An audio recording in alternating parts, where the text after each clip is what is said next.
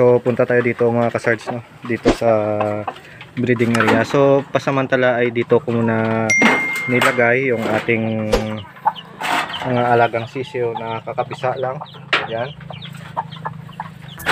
So nakapamisa siya mga kasards, mga 6 na piraso. Yan. Purong puti, ano?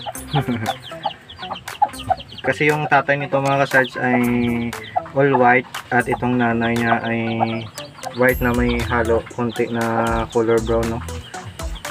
So ayan mga kasards, 6 na piraso at ang gaganda ng mga alagang sisiw, no? So binigyan ko sila mga kasards ng chick booster crumble. Ayan, at sa lupa ko na lang nilagay dahil tuyo naman yung lupa dito.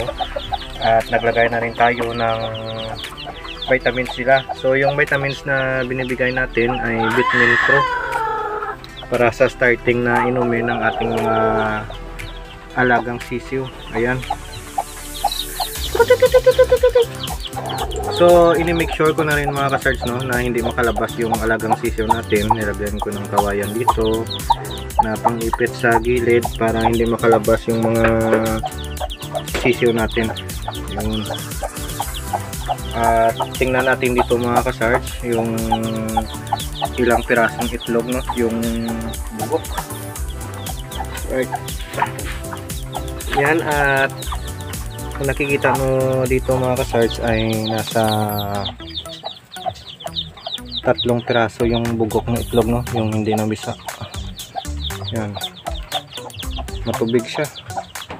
So okay na rin mga kasards. Sa 6, 7, 8 sa 9 na piraso ay 6 yung namisa. Yan, at merong 3 na hindi namisa, no. Ito ay bugok na itlog at yun. So akala ko nga mga kasards ay kakaunti lang yung maipisa niya, buti naman ay naka-6 pa siya, no. Yun. At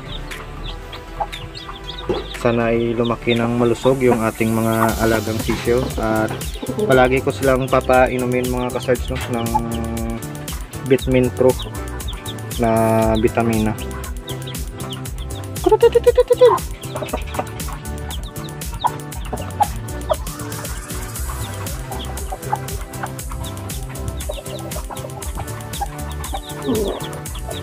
So ayan, ano bang magandang gawin dito? So yung magandang gawin dito ay pwede pa tong lagain mga kasards kung kumakain kayo ng itlog na ano, no, na hindi namisa. Okay pa to, basta bago pa lang ay hindi naman to mabaho, ano.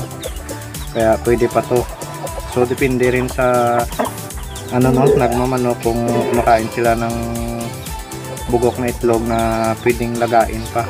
Pero pag masyadong matagal na yung itlog ay hindi na rin siya magandang kainin, no, dahil may amoy na siya. Pero pag bago pa lang ay okay pa yan mga kasards.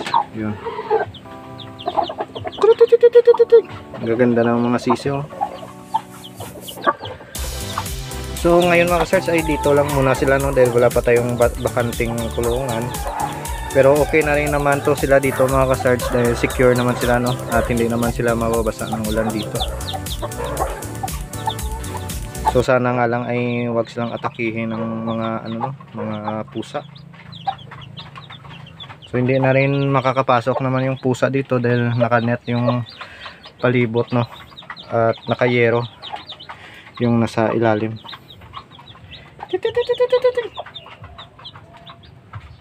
So yung puting manok pala natin mga kasards ay dito ko lang muna nilagay, no, yung tatay ng mga alagang sisiw natin. Yan, at itinabi ko muna siya sa babaeng manok dito para hindi niya maisturbo yung inahing manok habang naglilimlim dati.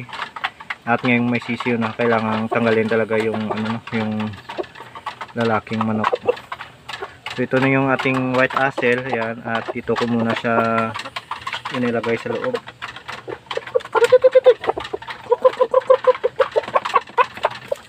Yan, buksan natin para makita nyo. So ngayon mga kasards ay medyo marumi lang yung balahibo ng ating alagang manok dahil may nangyari nga, ano. Yung nangyari mga kasards ay nakalabas tong lalaking manok, at yung bagong talisayin natin na manok ay nag-away silang dalawa, no. Dati ay puro putik tong itsura ng puting manok natin. So sa katagalan ay natanggal na rin yung putik sa kanyang ano, no, sa kanyang balahibo. So hindi pa natin ulit napaliguan yung ating alagang white Asil. So itong mga manok natin mga ka-sarge ay mga Asil to, mga Asil na manok. Alright. Upgrade natin siguro mga ka-sarge ay ito na, no. Yan. Itong Shamu Asil natin na manok. Ito siguro yung in-next na i-breed natin ulit. So nagandahan kasi ako dito sa manok natin na to mga ka-sarge, na babaeng manok dahil ang laki. At green legs siya, no. Yan, makita nyo yung paa niya ay green legs. Yan, oh. Yan, ganda ng paa, oh. Green, tsaka babaeng manok pero ang laki. At gumanda na rin yung balahibo niya, no, parang kumintab na ano, na humaba yung buntot. Tumigil na rin yung paglulugo niya. Alright, yan. So tsaka na lang natin to palabasin pag ready to pair na ulit to. Isang manok pala natin mga ka-sarge na talisayin ay dito ko muna nilagay, no. So dito ko naman siya itinabi sa ating Black Horse na Asil. So yung manok pala na to mga ka-sarge ay ano pala to, no. Sabi sa akin ay Brazilian pala to. So akala ko ay Bicol. Sabi ng nagbigay sa atin ay Brazilian pala to na manok. At ang tatay daw nito ay nasa magandang record din, no. Nakailang panalo na rin. So di ko lang alam ngayon sa anak niya na to kung okay naman. So hindi pa naman natin to nasubukan, no, dahil bata pa naman daw ito. So okay lang naman mga sarge kahit ano yung performance ng ating alagang manok. Yung sa akin lang naman ay gusto ko makapag-alaga ng talisayan na manok, no? At siguro soon masubukan din natin yung talisayan na manok na yan. Siguro yung edad nito mga ka-sarge ay 7 going to 8 months. Yan. Yun yung sabi ng ano nagbigay sa atin. Alright. At maganda rin siyang i-pair dito sa ano sa Black Horse na Asil natin, no, purong itim. Na rin pala yung update ng dalawang sisiw natin na siniseparate natin, yung dalawang stag natin. Ayan.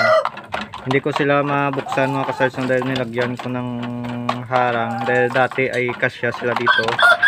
Kaya nilang lumabas, pero sa ngayon siguro ay kahit kunin ko to ay hindi na sila kasya, no, dahil malaki na sila. So ang layo na masyado sa kanilang mga kapatid doon. At dito yung isa. Yan. Alam mo talaga yung manok na may lahing Shamu, ano, talagang mabilis lumaki yung manok.